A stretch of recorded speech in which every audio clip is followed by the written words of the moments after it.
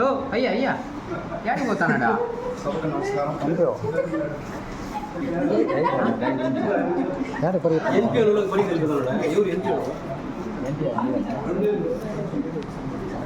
ఒక 5 నిమిషాలు అందరూ సైలెంట్. ఎందుకంటే ఇంతసేపు మహిళా లోకం లేచింది, ఇప్పుడు దానికి తగ్గట్టుగా జెంట్స్ లోకం లేకపోతాం.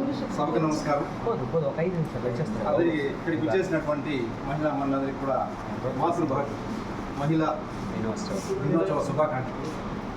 మొదట 1908 సంవత్సరంలో న్యూయార్క్ నగరంలో మహిళల హక్కులకు సంబంధించి గల్మతి పోరాటం అనేటటువంటి జరిగింది. ఆ తర్వాత జర్మనీలో క్లారా డెట్టిన్ అనేటటువంటి మహిళ ఈ మహిళా దినోత్సవం జరుపుకోవాలనేటటువంటి ప్రతిపాదన చేయడం జరిగింది. ఆ తర్వాత 1911 సంవత్సరం నుంచి మహిళా దినోత్సవాన్ని జరుపుకుంటూ వస్తున్నారు. కాకపోతే 1975 సంవత్సరంలో ఐక్యరాజ్య సమితి ఈ మహిళా దినోత్సవాన్ని మార్చి 8గా చేసుకుంటే బాగుంటుందనేసి ప్రతిపాదన చేయడం జరిగింది.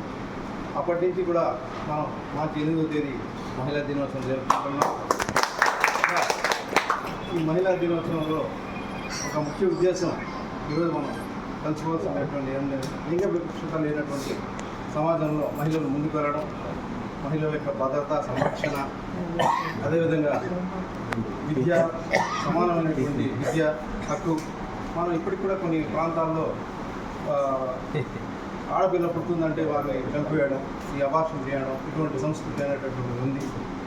అదే విధంగా మహిళల విద్యా, వ్యాపార, ఉద్యోగ రంగాల్లో వారికి సమానమైనటువంటి వాటా కల్పించడం, మహిళా సాధికారత వైపు మనం ముందుకు వెళ్ళడం, అంటే తను స్వతంత్రంగా ఆలోచించి నిర్ణయాలు తీసుకునేటటువంటి పరిస్థితిని కల్పించడం.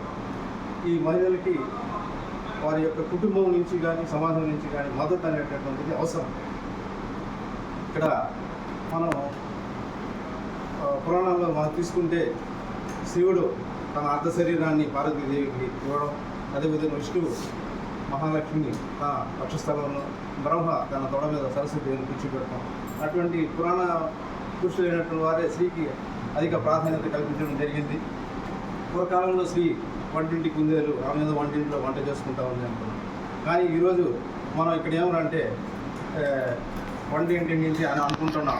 ఈరోజు ఆకాశం అంచుల దాకా ఒక అంతరిక్షంలో తీసుకుంటే ఇస్రో ఇంటర్నేషనల్ స్పేస్ రీసెర్చ్ ఆర్గనైజేషన్లో ఒక ముత్తయ్య వనిత, ఒక సునీత విలియమ్స్, ఒక కల్పనా చావ్లా, హిమాలయాలను అధిరోహించినటువంటి బచేంద్రి పాల్, తర్వాత మొట్టమొదటి ఆస్కార్ అవార్డు గ్రహీత భాను అపియా, ఆమె భారతీయ మహిళ.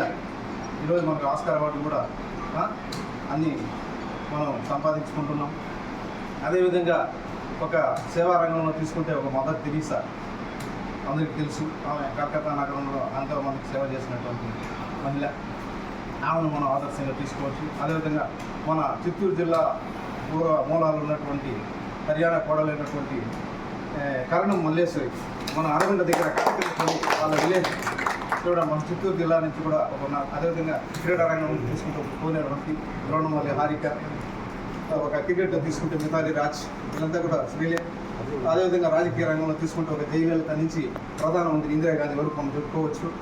అదేవిధంగా వీళ్ళందరినీ కూడా మనం అన్నం వడ్డించడం, మనం కాశీ అన్నపూర్ణాదేవి అంటాం. డొక్కా సీతమ్మ గారు తమ ఇంటికి ఎంతోమంది వస్తే వారికి అర్ధరాత్రి అయినా అపరాత్రి అయినా కూడా అన్నం పెట్టి అన్నపూర్ణాదేవిగా ఆమె పేరు పెట్టారు. ఆ విషయం కూడా మనం గుర్తుపెట్టుకోవచ్చు. అదేవిధంగా ఎత్తర నార్యస్తు పూజ్యంతే రమంతే తత్తర దేవత, ఎక్కడైతే స్త్రీలు పూజించబడతారో అక్కడ దేవతలు కొలు ఉంటారని చెప్తారు. మనం తల్లిదండ్రులను పూజిద్దాం, భార్యని ప్రేమిద్దాం, తర్వాత సోదర సోదరి మనం జీవిద్దాం.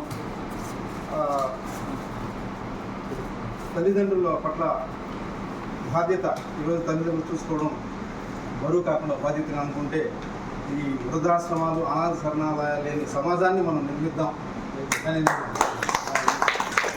నిర్ణయించుకుంటూ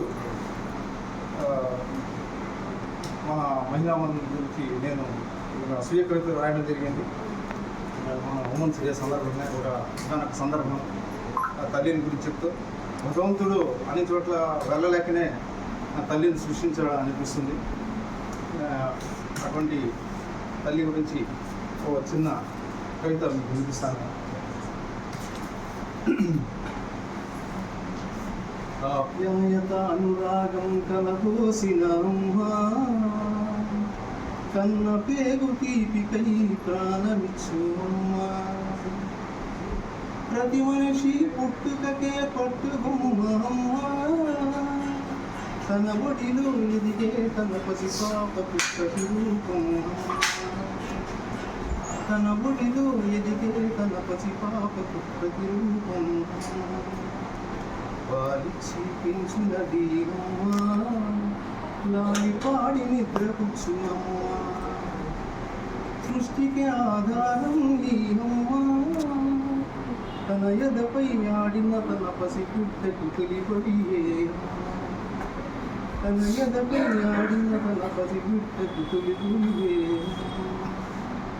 ప్రతి బిడ్డలపై తీర్థాది పదం అమ్మా, పసిబిడ్డలు కలవరించు పదమే అమ్మా.